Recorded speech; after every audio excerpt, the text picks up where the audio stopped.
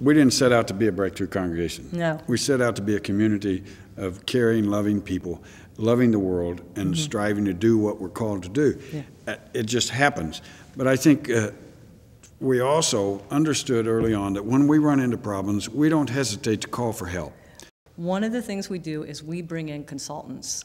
And they may not have the answers. No. But we hear them differently. Yes. You know, plus they're better. holding us and they're That's right. allowing us to hear each other in a different way. That's true. And get consultants now and then. It's magical.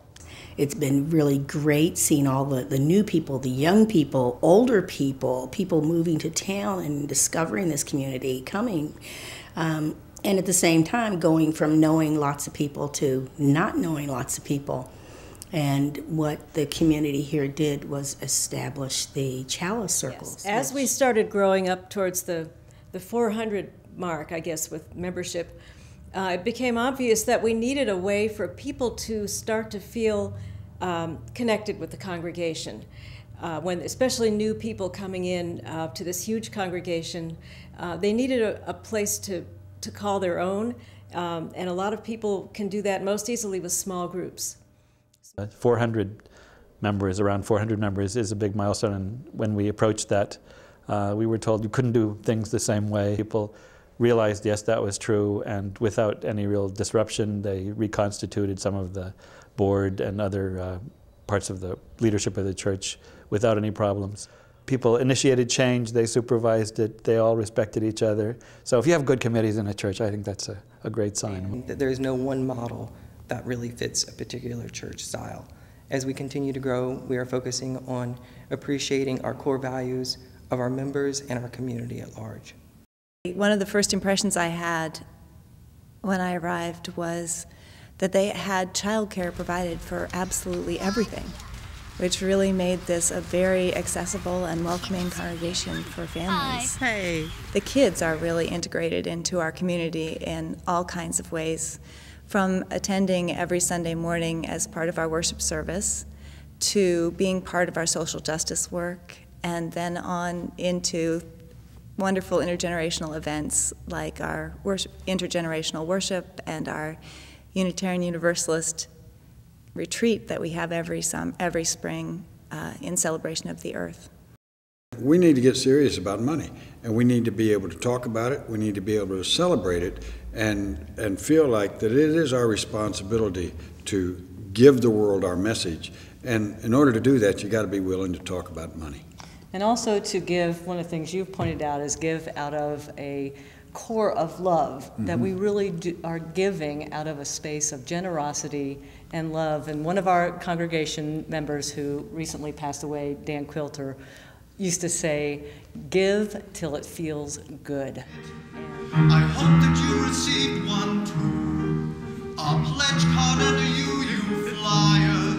I'll turn it in today, and my pride couldn't be any higher.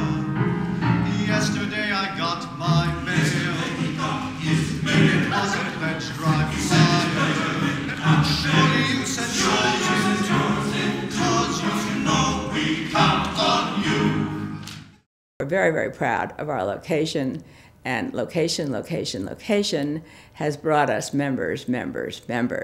So there is an important message to be learned there for you who are watching this, who are churches on the brink. When you do grow your building, you will grow your congregation. You know, the people said originally, we want to come out from behind the hill and we want to be a force for the good in the larger community. And that is where the energy went. After we opened this beautiful meeting room, I still am stunned when I'm in here and look and see what together we built. And we had spent 2 or 3 years sort of focusing inwardly on ourselves and designing a space and remodeling the whole building that would please everyone. And the minute we dedicated this space, we looked to the outer world and intentionally build a social justice program.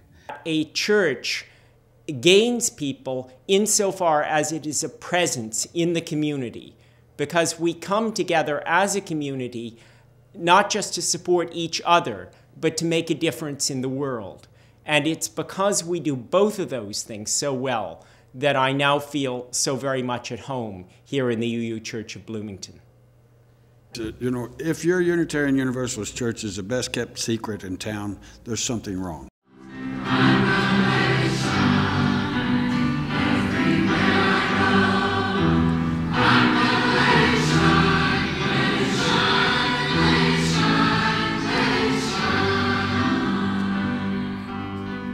When I started here, there were 7 people in the choir, and I had no experience. The church took a big chance and hired me with no experience. Now we have 70 choir members, and I have a doctorate, so the choir and I have grown up together. So our music program here has a lot of diversity within our congregation, but also in its outreach. It is part of our social justice. Yeah. As are our children and what they do. Every aspect, it seems, of this congregation has a social justice outreach. And our music program has gone to the prisons, local prisons, to sing, and has linked up with the Indiana University African American Choral Ensemble to again do some of this work. But it's also linked up with the evangelical communities, which is not easy for liberals and conservatives to get together, but through music. I think any music program lives and dies on the music that it does. And we really try to be as broad as possible. And we try to explore new things and try new things and stick our necks out a little bit and take chances. And so we've done all kinds of music.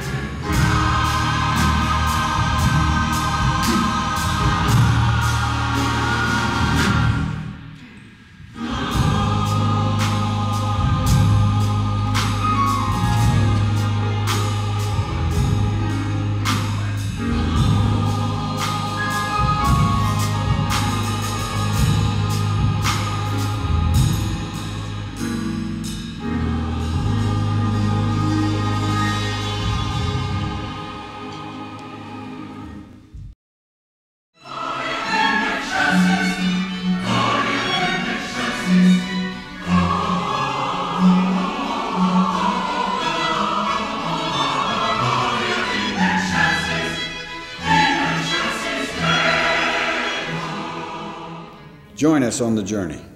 Join us on the journey.